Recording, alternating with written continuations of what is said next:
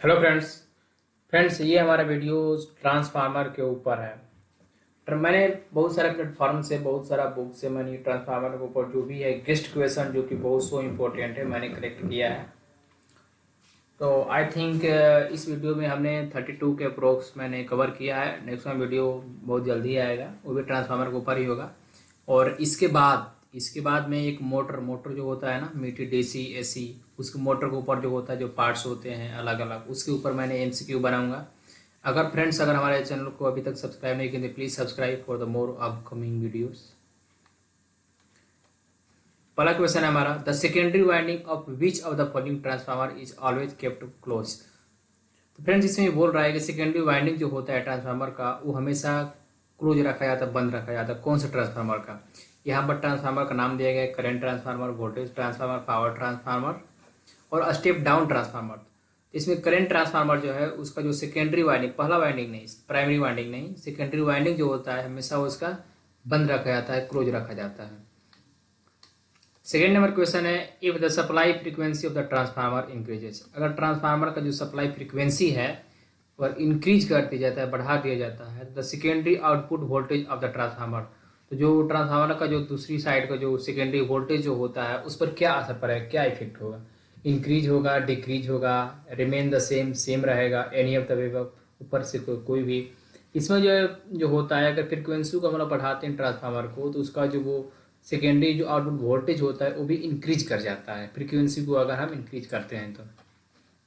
Third है कि the power transformer is design to have maximum efficiency at, sorry यहाँ पर फुल लोड नहीं 50 लोड होगा, यहाँ पर 50% लोड होगा। 50% अगर लोड अगर कंज्यूम कर रहे हैं तो ट्रांसफार्मर का जो परफॉर्मेंस है बहुत अच्छा एफिशिएंसी के साथ वर्क करेगा। Next one is that fourth number question, the leakage flux in a transformer depend upon the value of. जो लीकेज फ्लक्स होता है ट्रांसफार्मर का वो किस पर डिपेंड करता है, किस वैल्यू पर डिपेंड करता है? फ्रीक्वेंसी पर, म्यूचुअल फ्लक्स पर, लोड करंट पर, अप्लाइड वोल्टेज पर। तो जो लीकेज फ्लक्स जो होता है ट्रांसफार्मर का वो लोड करंट पर डिपेंड करता है। फिफ्थ क्वेश्चन नंबर है, lamination of transformer core is made up. जो ट्रांसफार्मर का जो कोर होता है बनाया जाता है जो सिलिकॉन और स्टील का, उसे लेमिनेट किया जाता है। क्या किया जाता है? लेमिनेट किया जाता है। तो किससे लेमिनेट किया जाता है, वो कौन सा मेटल होता है? तो वो मेटल होता है silicon steel. Next one is that breather is provided in a transformer to. Breather transformer में किस लिए लगाया जाता है? तो observe the moisture of air during breathing. तो मॉइस्चर को क्या करे, ऑब्जर्व करे, उसके लिए provide cold air in the transformer. Transformer में कूल मतलब हवा, उसको ट्रांसफार्मर को जो है ठंडा रहेगा उसके लिए प्रोवाइड किया जाता है। फिल्टर ट्रांसफार्मर और ट्रांसफार्मर का जो ऑयल होता है उसे फिल्टर करने के लिए, फिर इनमें से कोई नहीं। तो फ्रेंड्स जो ब्रेदर होता है जो ट्रांसफार्मर में लगाया जाता है वो क्या करता है, मॉइस्चर जो होता है ना, नमी को वो ऑब्जर्व करके रखता है जब भी वो हवा उसमें से पासिंग होता है, इसलिए ब्रेदर को लगाया जाता है। नेक्स्ट है, विच of the following losses very with the load in the transformer. अगर ट्रांसफार्मर में कोई लोड पड़ता है तो उसमें से कौन सा ऐसा चीज है जो वेरी करता है? कौन सा लॉस है जो वेरी करता है? कोर लॉस वेरी करता है, कॉपर लॉस वेरी करता है, कॉपर और कोर दोनों वेरी करता है, या फिर इनमें से कोई नहीं? जो कोर लॉस जो होता है ना, अगर ट्रांसफार्मर पर लोड पड़ता है तो कोर लॉस जो होता है उसका वेरी करता है, मतलब कम बेसी होता है। Next one is that question number 8, transformer core are laminated in order to. तो ट्रांसफार्मर का जो कोर होता है किस ऑर्डर में लेमिनेट किया जाता है? Reduce hysteresis losses, hysteresis loss को कम करने के लिए बनाया जाता है, लेमिनेट किया जाता है, या फिर हिस्टेरिसिस लॉसेज और एडी करंट लेस दोनों के लिए लेमिनेट किया जाता है, या फिर मिनिमाइज एडी करंट लॉसेस।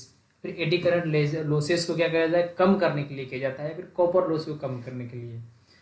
तो दोस्तों ये जो मिनिमाइज किया जाता है एडी करंट लॉस को, एडी करंट लॉस को उसमें से हटाने के लिए, एडी करंट लॉस बहुत ज़्यादा हो जाता है जिससे ट्रांसफार्मर जो हमारे हैं फुल एफिशिएंसी के साथ वर्क नहीं कर पाता है, लोड ज़्यादा लेने लगती है। इसलिए हम लोग क्या कहते हैं, उसे लेमिनेट करते हैं कोर को। किससे लेमिनेट करते हैं? सिलिकॉन स्टील से लेमिनेट करते हैं। नेक्स्ट है हमारा, the essential condition of parallel operation of two single phase. कौन सा operation? Parallel operation, single phase की यहाँ पर बात किया जा रहा है ट्रांसफार्मर की। And is that they should have the same. क्या इसमें सेम रहना चाहिए? केवीए रेटिंग सेम होना चाहिए, टर्न रेशियो सेम होनी चाहिए, पोलैरिटी सेम होना चाहिए, या फिर ऑल ऑफ द एबव। दोस्तों इनमें ऑल ऑफ द एबव अगर सेम रहेगा तो जो इसेंशियल कंडीशन है पैरेलल का सिंगल फेज का वो हमेशा सेम रहेगा। क्वेश्चन नंबर 10 है हमारा, a transformer has negative voltage.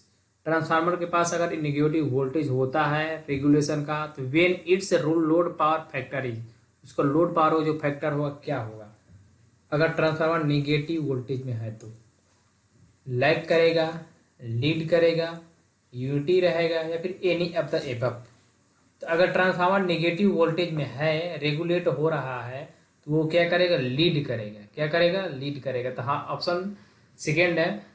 Friend मैंने जो भी आंसर है ना करेक्ट उसको मैंने ये बोल्ड लेटर में सिलेक्ट कर दिया। अगर आप नोट्स बना रहे हैं तो नोट्स ऐसे ही ईजी वे में बना सकते हैं, आपको स्किप करने की कोई ज़रूरत नहीं है। स्मॉल स्किप कीजिए और इसका आंसर लिखते जाइए। Next one is that 11 number question, the main purpose of the performing short circuit test. जो ट्रांसफार्मर का शॉर्ट सर्किट टेस्ट हो जो होता है ट्रांसफार्मर में, वो किसको मेजर करता है, किस पर्पज के लिए उसके यूज किया जाता है। कॉपर लॉस के लिए, कोर लॉस के लिए, इंसुलेशन के लिए रेजिस्टेंस का, या फिर टोटल लॉस के लिए, इसमें कितना लॉस हुआ उसके लिए यूज किया जाता है। तो याद रखिए शॉर्ट सर्किट का जो टेस्ट होता है ट्रांसफार्मर में, वो कॉपर लॉस, कॉपर कितना लॉस हुआ है कॉपर का वाइंडिंग का, उस कॉपर लॉस को टेस्ट किया जाता है किससे, शॉर्ट सर्किट से। क्वेश्चन नंबर 12 है हमारा, the short circuit test in a transformer is performed on. यानी शॉर्ट सर्किट टेस्ट है हमारा ट्रांसफार्मर में कब परफॉर्म किया जाता है, कब ये मेजर किया जाता है। लो वोल्टेज पर साइड में, हाई वोल्टेज साइड में, या फिर आइदर 1 एंड 2, लो या हाई दोनों में, या फिर बोथ 1 एंड 2 दोनों में नहीं, या फिर दोनों में, किस में। तो शॉर्ट सर्किट जो टेस्ट होता है उसे मेजर करते हैं वो हाई वोल्टेज साइड जो होता है उस साइड से उन्हें मेजर करते हैं, लो वोल्टेज साइड से मेजर नहीं करते हैं, नेवर। क्वेश्चन नंबर 30 हमारा, flash point of transformer insulating oil. जो ट्रांसफार्मर का जो इंसुलेटिंग ऑयल का जो फ्लैश पॉइंट होता है वो बड़ा होना चाहिए। किससे बड़ा होना चाहिए, 100 डिग्री से बड़ा होना चाहिए, 140 डिग्री से, 75 से, बिलो 75 से। Question number 40, which of the following loss in a transformer is zero.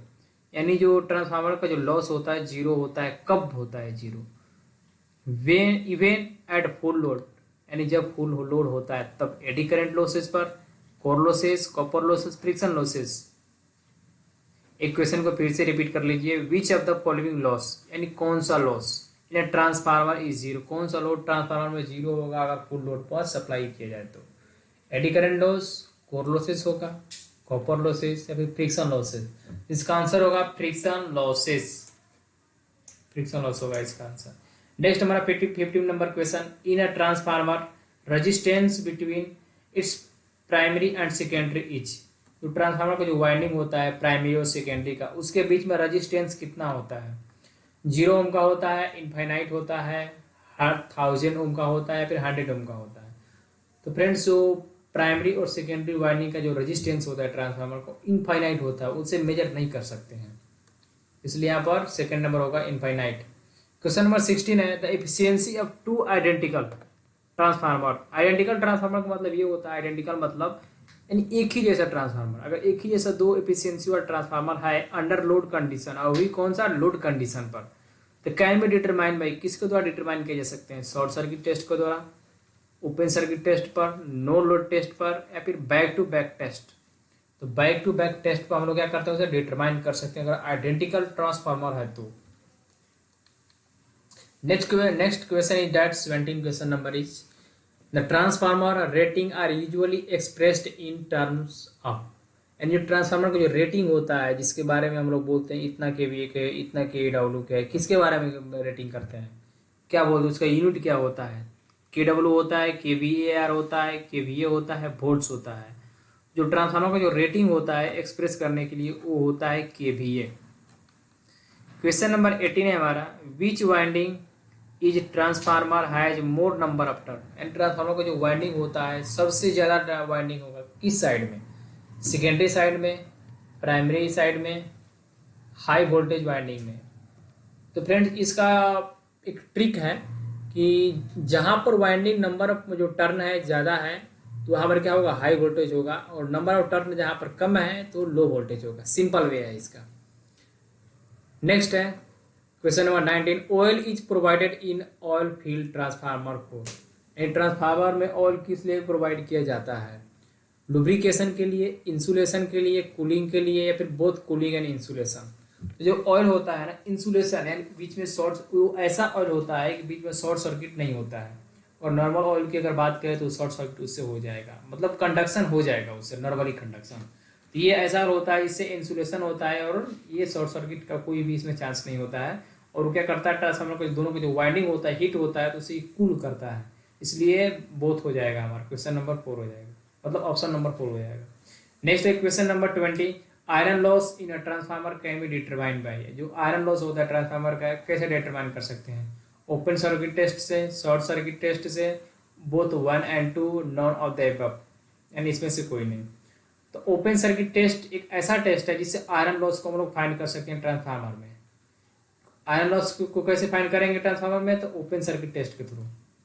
Next one is that the path of magnetic flux. Magnetic flux का जो पाथ होता है ट्रांसफार्मर का, वो क्या होता है? लो रेजिस्टेंस होता है, लो रिले रिलेक्टेंस होता है, हाई रेजिस्टेंस होता है, हाई रिलेक्टेंस होता है। तो ट्रांसफार्मर का जो मैग्नेटिक फ्लक्स होता है, इसको रिमेंबर कीजिएगा, रो रिलेक्टेंस पर होता है। नेक्स्ट है Buchholz relays is used for protection. ये किसके लिए प्रोटेक्शन के लिए यूज किया जाता है? ट्रांसफार्मर के लिए, ठीक है। क्यों इसके यूज किया जाता है? तो इसका कंडीशन देखिए, if the faults are severe, अगर फॉल्ट अगर होता है, disconnect the transformer from the supply. और कोई अगर ट्रांसफार्मर में ऐसा है, मतलब फॉल्ट है कि शॉर्ट सर्किट होने का, फायर होने का कोई चांसेस है, तो क्या करता है, अलार्म मारता है और ट्रांसफार्मर को जो भी कनेक्शन है पावर कट कर देता है, एमसीबी की तरह। नेक्स्ट है 23 नंबर। The noise of a transformer is mainly due to. जो ट्रांसफार्मर का जो नॉइज होता है, एक हम करके जो आवाज़ निकलता है ना, वो क्यों निकलता है? उसका कारण क्या होता है? क्या उसमें कोई डिफेक्ट होता है? उसकी वजह से होता है। कूलिंग फैन की वजह से, मैग्नेटोरिस्टन के कारण, इन आयरन कोर जो होता है, मैकेनिकल वाइब्रेशन जो वाइब्रेट करता रहता है ट्रांसफार्मर, उसके कारण से वो आवाज़ करता है। ऑल ऑफ द यानी इसमें से कोई, मतलब इसमें से सभी इसकी वजह से यूज करता है। इसमें ये नहीं तो जो मैग्नेटोरिस्टन जो होता है आयरन कोर का जो होता है, उसके कारण जो हमिंग का आवाज़ होता है। नेक्स्ट है 24 question number. In transformer the primary flux. Transformer का जो प्राइमरी फ्लक्स होता है सेकेंडरी फ्लक्स से क्या होता है? ग्रेटर देन होता है, स्मॉलर देन होता है, आइदर 1 एंड 2 और इक्वल टू। तो जो प्राइमरी फ्लक्स होता है सेकेंडरी फ्लक्स से क्या होता है? बराबर होता है, इक्वल होता है, आइडेंटिकल होता है। नेक्स्ट है 25 question number. What would happen, क्या होगा, if the transformer if the transformer connected to a DC supply. अगर ट्रांसफार्मर को हम डीसी सप्लाई से कनेक्ट कर देते हैं तो क्या होगा? ट्रांसफार्मर ब्लास्ट कर जाएगा, नो इफेक्ट होगा, कुछ नहीं होगा। ऑपरेट विथ हाई एफिशिएंसी के साथ और ऑपरेट करेगा। अगर डीसी से करते हैं कनेक्ट तो डैमेज द ट्रांसफार्मर डैमेज हो जाएगा। ऑपरेट विथ लो फ्रीक्वेंसी के साथ ऑपरेट करेगा। ऐसा कोई बात नहीं है, अगर डीसी के साथ सप्लाई करते हैं ट्रांसफार्मर को तो क्या होगा? ट्रांसफार्मर डैमेज होगा, क्योंकि ट्रांसफार्मर जो होता है डीसी सप्लाई पे वर्क नहीं करता है, उसके लिए वाइंडिंग जो होता है नहीं होता है। Next 26 question number. And auto transformer. Transformer के बहुत सारे टाइप्स होते हैं, मेरे मेनी टाइप्स होते हैं। तो उसका जो ऑटो ट्रांसफार्मर जो है उसका पार्ट है एक, can be used as. Auto transformer को कैसे हम यूज करते हैं? Step up device, step up के लिए, स्टेप डाउन के लिए, स्टेप अप एंड डाउन दोनों के लिए। तो step up and step down दोनों की तरह हम लोग यूज कर सकते हैं। स्टेप अप का मतलब होता है कि वोल्टेज क्या करता है, ये इंक्रीज करता है। स्टेप डाउन का मतलब क्या होता है? ट्रांसफार्मर क्या करता है? वोल्टेज को डाउन करता है। नेक्स्ट है the friction loss in a transformer. Transformer जो फ्रिक्शन लॉस होता है वो कितना परसेंट होता है? 20%, 0%, 50%, या फिर 50% से मोर देन। इसके बारे में हम लोग बात कर रहे हैं। फ्रिक्शन लॉस, ट्रांसफार्मर का जो फ्रिक्शन लॉस होता है कितना परसेंट होता है? तो 0% होता है। 28 क्वेश्चन नंबर है।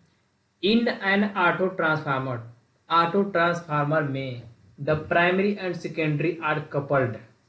प्राइमरी और सेकेंडरी जो कपल एक दूसरे के साथ कपल रहते हैं, वो कैसे? इलेक्ट्रिकली से कारण होते हैं, मैग्नेटिकली के कारण होते हैं, इलेक्ट्रिकली या मैग्नेटिकली दोनों कारण होते हैं, या फिर नॉन ऑफ द एबव कोई नहीं। तो दोनों जो होते हैं प्राइमरी और सेकेंडरी जो होते हैं वाइंडिंग जो होता है इलेक्ट्रिकली और मैग्नेटिकली जो उसमें सप्लाई देते हैं, इलेक्ट्रिकली हो गया, और उसका जो आसपास में फील्ड जो जनरेट होता है मैग्नेट के कारण, उसके कारण जो होता है एक दूसरे कपल होते हैं। नेक्स्ट है हमारा 29 question number, stones are provided in the sub station to. जो स्टोन्स होते हैं प्रोवाइड किए जाते हैं सब स्टेशन में, किसके लिए? आप देखोगे कि जो ट्रेन की जो पटरी होती है वहाँ पर बहुत सारा स्टोन पत्थर बिछाए रहते हैं। क्यों बिछाए रहते हैं, उसका रीजन क्या है? ट्रांसफार्मर जहाँ लगाया जाता है, ट्रांसफार्मर के नीचे जो होता है पोल्स जो होता है उसके नीचे पत्थर बिछाए जाते हैं। क्यों बिछाते हैं पत्थर, कारण क्या है? उसके बाद कारण के बारे में यहाँ पर डिस्कस करते हैं। टू प्रोवाइड इंसुलेशन, इंसुलेशन के लिए। To avoid for accident during leakage of transformer, अगर ट्रांसफार्मर की जो ऑयल है अगर लीक कर रहा है तो उससे जो आग लग जाती है उसके बचाने के लिए हम लोग पत्थर लगाते हैं। या फिर to avoid growing plant and weed, या फिर आपको यहाँ पर कोई छोटा प्लांट है बड़ा प्लांट कोई उग ना जाए दूसरा प्लांट ट्रांसफार्मर के पास, उसके लिए। या फिर ऑल ऑफ द अबव, ये सभी। तो फ्रेंड्स जो पत्थर बिछाए जाते हैं ये सभी के लिए बिछाए जाते हैं कि वहाँ पर इंसुलेशन प्रोवाइड करे। मान लीजिए कि ट्रांसफार्मर के पास कोई जा रहा है, अगर करंट आ रहा है नीचे तो क्या करे, उसे टच ना कर पाए, तो ये इंसुलेशन प्रोवाइड करता है।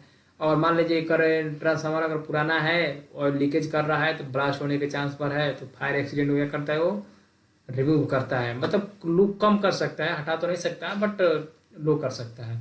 नेक्स्ट है टू अवॉइड ग्रोथ, जो जो प्लांट का जो ग्रोथ होता है वहाँ पर नहीं होना देता है, क्योंकि प्लांट को क्या कहते हैं मिट्टी चाहिए और वो मिट्टी वहाँ पर उतना मिल नहीं पाता है, इसलिए हमारा ऑल ऑफ द एबव होगा यहाँ पे। यहाँ पे देखिए क्वेश्चन नंबर 30 है हमारा, cruciform shape is used in the transformer core to, यानी जो शेप है ट्रांसफार्मर किसके लिए यूज किया जाता है? Reduce core loss, core loss को कम करने के लिए। रिड्यूस कोर रिलेक्टेंस, रिलेक्टेंस को कम करने के लिए। Reduce winding copper, winding copper को कम करने के लिए। ऑल ऑफ द अबव, यानी ये सभी। तो जो क्यूरिसिफॉर्म जो शेप है, जो ट्रांसफार्मर शेप अलग अलग शेप बनाया जाता है ट्रांसफार्मर का, ये कोर लॉस को कम करने के लिए भी यूज किया जाता है, रिलेक्टेंस के भी कम करने के लिए यूज किया जाता है। वाइंडिंग जो कॉपर होता है मतलब ज़्यादा वाइंडिंग ना लग पाए उसमें, इसलिए उसको रिड्यूस करने के लिए इस शेप का यूज किया जाता है। अगर अलग अलग शेप बना देंगे तो बहुत ज़्यादा वाइंडिंग लग जाएगा, कॉस्ट भी ज़्यादा हो जाएगा, हाईली हो जाएगा, फिर कोई लेगा नहीं। नेक्स्ट है question number 31, which of the following test is performed, यानी कौन सा टेस्ट है जो परफॉर्म किया जाता है? Determine the leakage reactance, leakage reactance होता है ट्रांसफार्मर का, और उसे हमें पता करना है कितना रिएक्टेंस है लीक हो रहा है, मतलब गायब हो रहा है, तो कैसे पता लगाएंगे? कौन सा टेस्ट है वो? शॉर्ट सर्किट, ओपन सर्किट, या फिर दोनों टेस्ट काम आता है उसमें। Test by an impedance bridge, यानी इम्पेडेंस ब्रिज के द्वारा भी टेस्ट कर सकते हैं। कौन सा टेस्ट है? टेस्ट है हमारा शॉर्ट सर्किट टेस्ट। कौन सा टेस्ट है? शॉर्ट सर्किट टेस्ट के द्वारा हम लोग लीकेज रिएक्टेंस को फाइंड कर सकते हैं। क्वेश्चन नंबर 32 की ओर बढ़ते हैं। 32 क्वेश्चन नंबर है, the maximum load that a power transformer can carry is limited by it's, अगर ट्रांसफार्मर को मैक्सिमम लोड को कैरी करते हैं हम लोग तो क्या होगा? वोल्टेज रेशियो पर, टेम्परेचर राइज, टेम्परेचर बढ़ जाएगा, कॉपर लॉस, कॉपर का लॉस हो जाएगा, डाइलेक्ट्रिक स्ट्रेंथ ऑफ कॉइल, हमारा टेम्परेचर क्या हो जाएगा? राइज हो जाएगा। अगर बहुत ज़्यादा अगर लोड करते हैं तो टेम्परेचर राइज कब करेगा उसका, और डाउन कब होगा? डाउन तभी होगा जब उसका जो ट्रांसफार्मर का जो लोड है कम कर देंगे। अगर ट्रांसफार्मर का लोड अगर बढ़ाते जा रहे हैं तो ट्रांसफार्मर क्या होगा? हीट होगा, जो वाइंडिंग होगा अंदर का वाइंडिंग एक दूसरे से कोलिजन ज़्यादा करने लगेगा। इंसुलेशन ऑयल है वो भी कम पड़ जाएगा, इंसुलेट नहीं कर पाएगा, उसे कूल नहीं कर पाएगा, इससे टेम्परेचर जो होगा ट्रांसफार्मर का हीट हो जाएगा। नेक्स्ट है 33 क्वेश्चन नंबर, ए सेल टाइप ट्रांसफार्मर है। सेल टाइप ट्रांसफार्मर जो होता है उसके पास क्या होता है, कैसा होता है? हाई एडी करंट लॉसेस, उसमें एडी करंट जो लॉस होता है बहुत होता है, बहुत ज़्यादा हो जाता है सेल टाइप में। Reduce magnetic leakage, magnetic leakage होता है उसे रिड्यूस कर देता है cell type. Low hysteresis losses and hysteresis losses जो है उसे कम करता है। ऑल ऑफ द अबव, यानी ये सभी सेल टाइप ट्रांसफार्मर क्या करता है? वो मैग्नेटिक लीकेज जो होता है उसे रिड्यूस करता है। Next one is that 34 question number, a transformer can move zero voltage, a transformer can have zero voltage पर भी रेगुलेशन पर क्लोजर टू जीरो, या फिर जीरो पर भी हो सकता है। क्या? ऑन द फुल लोड पर, ऑन ओवरलोड पर, फिर ऑन लीडिंग पावर फैक्टर पर, या फिर ऑन जीरो पावर फैक्टर। तो ये नहीं होगा, ये ऑन लीडिंग पावर फैक्टर होगा, क्योंकि ट्रांसफार्मर को अगर जीरो वोल्टेज रेगुलेट करते हैं तो जीरो क्लोज होगा on the leading power factor पर। क्वेश्चन नंबर 35 है natural air cooling is generally restricted for transformer up to, यानी रेस्ट्रिक्ट किया जाता है कि नहीं यूज होगा कितने केवीए पर, तो 1.5 MVA पर उसे हम लोग यूज कर सकते हैं। नेक्स्ट हमारा 36 question number, the size of transformer core mainly depend, जो ट्रांसफार्मर का जो साइज होता है कोर का वो किस पर डिपेंड करता है, फ्रीक्वेंसी पर, एरिया कोर पर, फ्लक्स डेंसिटी ऑफ कोर पर, both frequency and area of the core. ये 36 क्वेश्चन नंबर है, ये कमेंट बॉक्स में आपको बताना है कि जो ट्रांसफार्मर का जो कोर होता है उसका जो साइज होता है कितना होता है, फिर किस पर डिपेंड होता है, मतलब कैसे मेजर करके उसे बनाते हैं, ये आपके लिए है।